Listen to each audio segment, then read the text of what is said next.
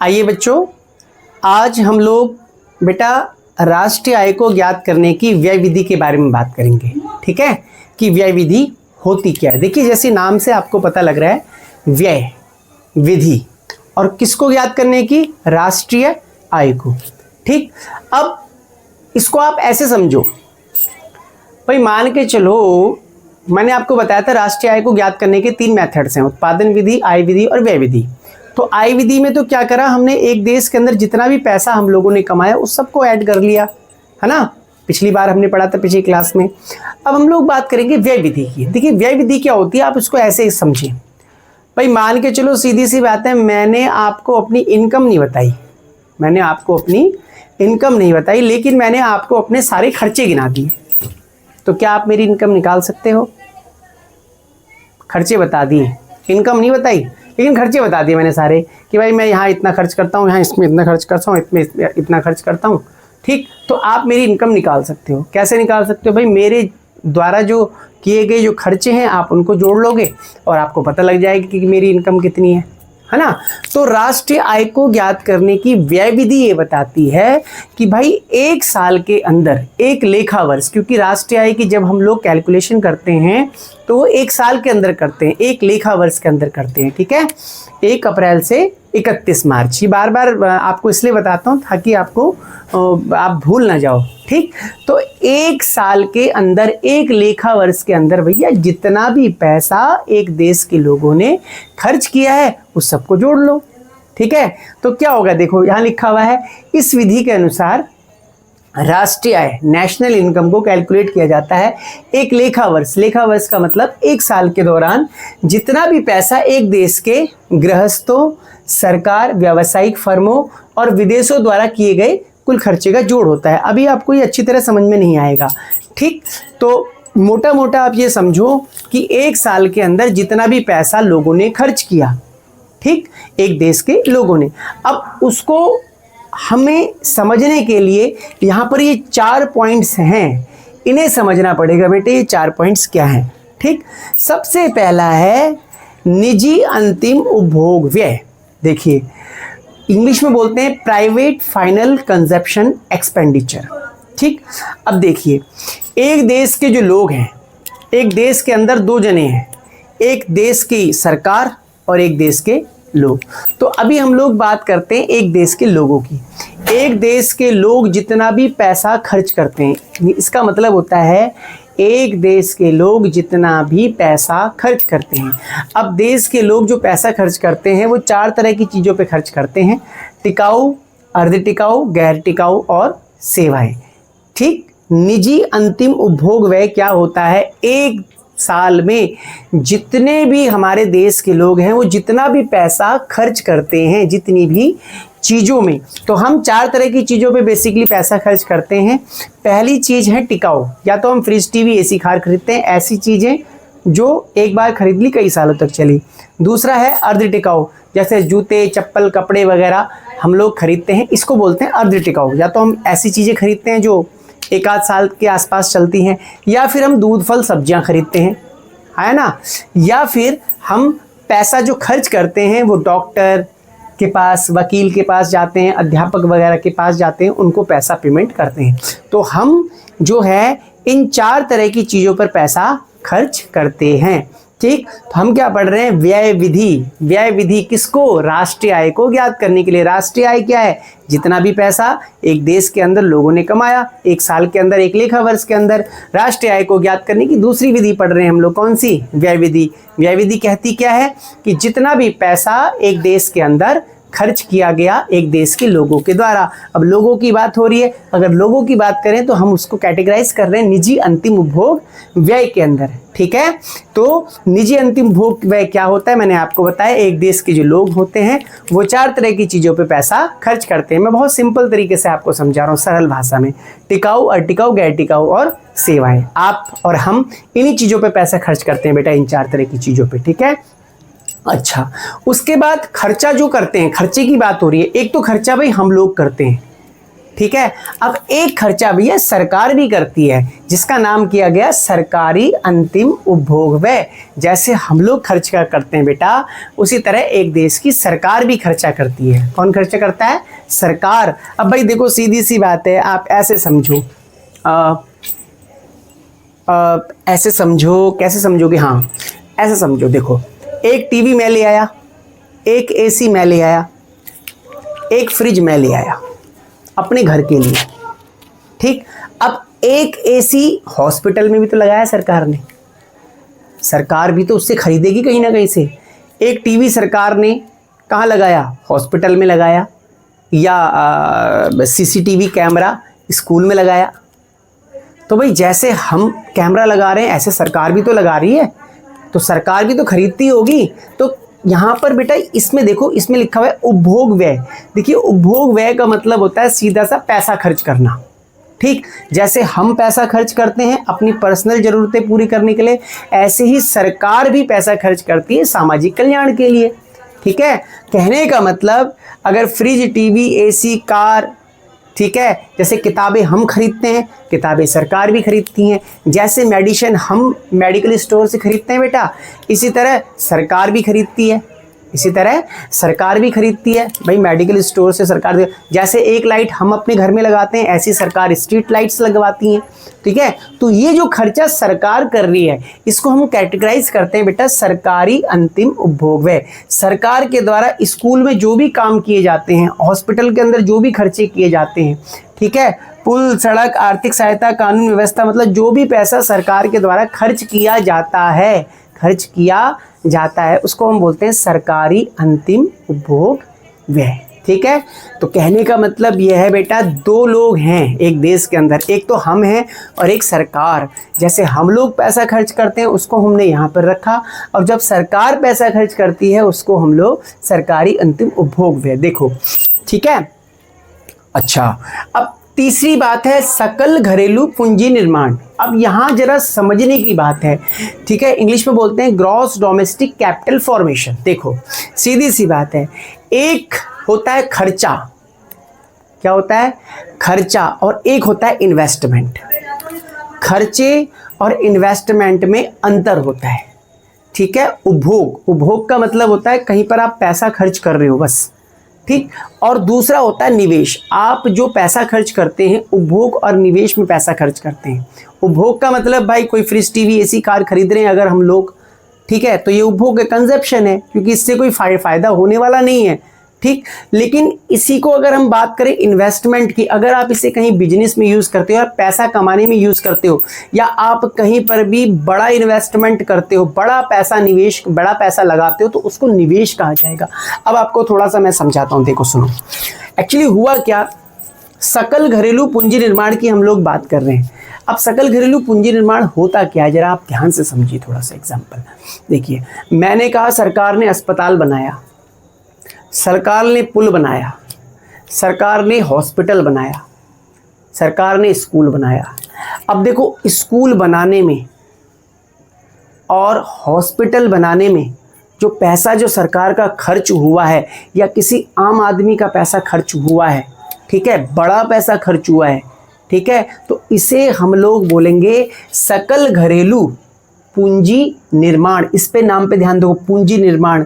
यहाँ था उपभोग व्यय, दोनों में देखो उपभोग व्यय, उपभोग व्यय, यहाँ खर्चा हो रहा था और यहाँ पर इन्वेस्टमेंट हो रहा है। तो कहने का मतलब भैया एक साल के, एक देश के अंदर जितना भी पैसा खर्च किया जाता है, जितना भी पैसा खर्च किया जाता है स्कूल बनाने में, हॉस्पिटल बनाने में, अब देखो यहाँ पर चाहे वो प्राइवेट बंदा कर रहा हो चाहे वो गवर्नमेंट बंदा कर रहा हो, दोनों के खर्चे जो होते हैं वो सकल घरेलू पूंजी निर्माण में गिने जाते हैं, ठीक। अगर सरकार स्कूल बना रही है, हॉस्पिटल बना रही है, पुल बना रही है, सड़क बना रही है, ठीक है, तो ये जो सारे खर्चे हो जाएंगे वो सकल घरेलू पूंजी निर्माण के अंदर कैटेगराइज होंगे।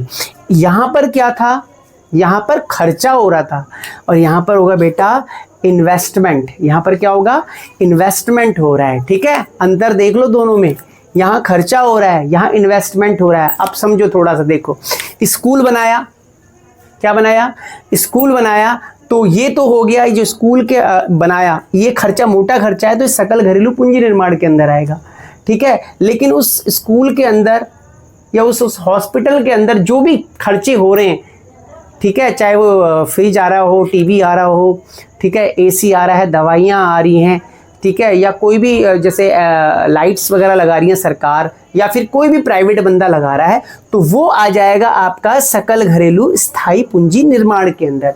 सकल घरेलू पूंजी निर्माण के भी दो पार्ट हैं, एक है सकल घरेलू स्थायी पूंजी निर्माण और एक स्टॉक में परिवर्तन, ठीक है। तो सकल घरेलू पूंजी स्थायी पूंजी निर्माण का मतलब क्या होता है, स्कूल पुल हॉस्पिटल्स वगैरह अगर सरकार बना रही है तो सकल घरेलू स्थायी पूंजी निर्माण के अंदर आएगा, ठीक।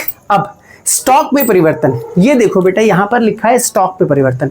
यार ये स्टॉक पे परिवर्तन क्या होता है, मैं आपको बताता हूँ भाई। देखो सुनो, सीधी सी बात है, आपके पास 100 गाड़ियाँ थी, कितनी थी 100, आपने 100 गाड़ियाँ बनाई, ठीक है। आपकी भैया 90 गाड़ियाँ बिक गई, तो बची कितनी, कितनी बची, 10 गाड़ियाँ बच गई। अब इस 10 गाड़ी को फेंकोगे थोड़ी भाई, तो क्या करोगे, अगले साल बेचोगे, नेक्स्ट ईयर बेचोगे ना, ठीक है। तो हम इसे इन्वेस्टमेंट की तरह मान सकते हैं, ठीक है। अनसोल्ड गुड्स, अनबिका सामान, अनबिका सामान हिंदी में बोलते हैं बेटा। जो अनसोल्ड गुड्स होते हैं, जो ऐसे गुड्स जो इस साल नहीं बिके अगले साल बिकेंगी आपकी, तो उसको हम लोग स्टॉक में परिवर्तन, कहने का मतलब जो आपका सामान बिका नहीं है, मतलब बच गया है बिकने से, वो अगले साल बिकेगा, तो हम उसे एज ए इन्वेस्टमेंट ट्रीट करते हैं, ठीक है। ये याद रखना, क्योंकि अभी इस पे ना ये थ्योरी आपको मैं क्यों पढ़ा रहा हूँ, मैं चाहता तो आपको सीधा कुछ और भी पढ़ा सकता था, लेकिन इस थ्योरी से रिलेटेड बहुत क्वेश्चंस पूछे जाते हैं बेटा, इसलिए आपको पता होना चाहिए इसका मतलब क्या होता है, इसका मतलब क्या होता है, इसका मतलब क्या होता है, ठीक है। अब इस पे बाद हम लोग आते हैं शुद्ध निर्यात। शुद्ध निर्यात, देखिए शुद्ध निर्यात का मतलब होता है निर्यात माइनस आयात, इसका मतलब होता है निर्यात माइनस आयात, ठीक है। जितना भी निर्यात हुआ उसमें से हम लोग आयात माइनस करते हैं, शुद्ध निर्यात। तो कहने का मतलब ये चारों कंपोनेंट्स आपको पता होनी चाहिए कि होता है क्या। व्यय विधि क्या है, एक साल के अंदर, एक लेखा वर्ष के अंदर जितना भी पैसा एक देश के लोगों ने खर्च किया। अब सुन लो जरा 1 मिनट में बस। अब एक देश के अंदर रहते कौन है, एक देश के अंदर जो पैसा खर्च होता है ना, वो सरकार के द्वारा भी होता है और प्राइवेट सेक्टर के द्वारा भी होता है, ठीक है।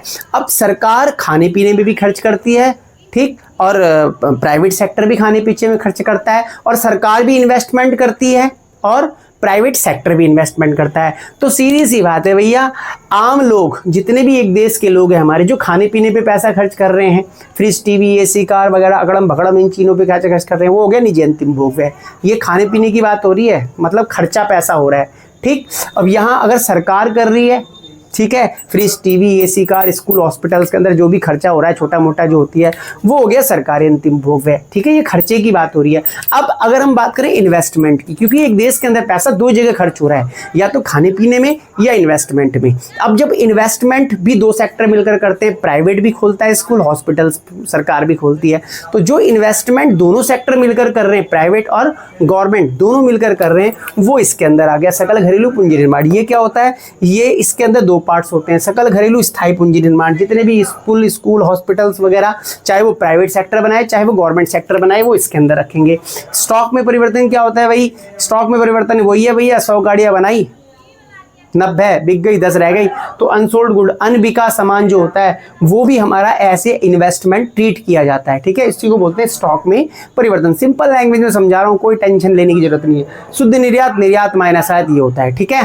तो इन चारों को जोड़कर, इसको इसको इसको इसको, इन चारों को जब हम लोग जोड़ते हैं, इन चारों को जब हम लोग जोड़ते हैं तो बेटा हमारा आता है GDP-MP। क्या आता है, GDP-MP। उसके बारे में मैं आपसे मतलब जब न्यूमेरिकल समझाऊंगा तब चर्चा करूंगा। फिलहाल अभी हमने सोचा व्यय विधि क्या होती है। व्यय विधि एक साल के अंदर, एक लेखा वर्ष के अंदर जितना भी पैसा निजी अंतिम भोग व्यय, सरकारी अंतिम भोग व्यय, सकल घरेलू पूंजी निर्माण, शुद्ध निर्यात, इन चारों को टोटल हम लोग करते हैं, ठीक है। अब हम लोग बात करेंगे बेटा इसकी सावधानियों के बारे में। आइए बच्चों, अब हम लोग बात करेंगे बेटे सावधानियों की। अच्छा, ये सावधानियां क्या हैं, देखो व्यय विधि कहती है कि एक लेखा वर्ष में जितना भी पैसा एक देश के अंदर खर्चा गया सबको जोड़ लो। लेकिन कुछ खर्चे ऐसे हैं जो खर्चे तो हैं, जहाँ पर पैसा गया तो है, लेकिन उसको हम लोग राष्ट्रीय आय में शामिल नहीं करेंगे। ठीक, पहला खर्चा है, कह रहा है मध्यवर्ती वस्तुओं पर किए गए व्यय को। अभी मध्यवर्ती वस्तुएं क्या होती हैं? मैं देखो खर्चा, अब इसको जरा ध्यान समझो। मैंने आपसे बोला एक इंसान ने 50 कोल्ड ड्रिंक की बोतलें खरीदी। किसने खरीदी?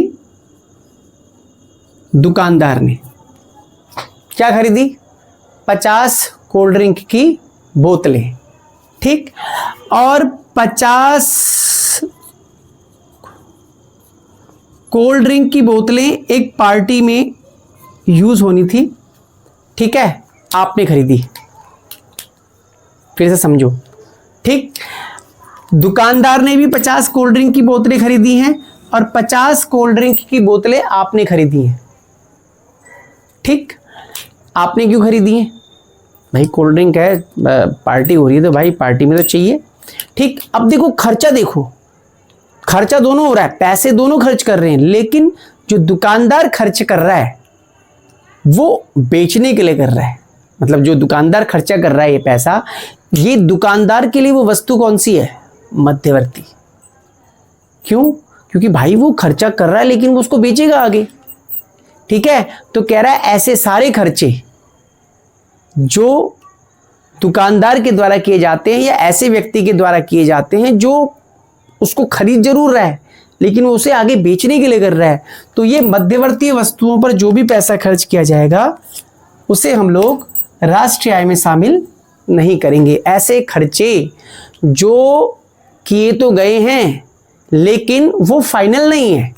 मैंने आपको बताया था फाइनल खर्चे और अंतिम व्यय और मध्यवर्ती व्यय क्या होते हैं। ठीक, यहां पर देखो दुकानदार कोल्ड ड्रिंक खरीद रहा है, दुकानदार के जो खर्चा है ये है मध्यवर्ती वस्तुओं पर। ठीक, लेकिन जो कोल्ड ड्रिंक आप खरीद रहे हो, आप बेचने के लिए कर रहे हो, तो आपका जो खर्चा है वो अंतिम खर्चा है ना। तो क्योंकि आपके लिए वो वस्तु अंतिम वस्तु हो गई।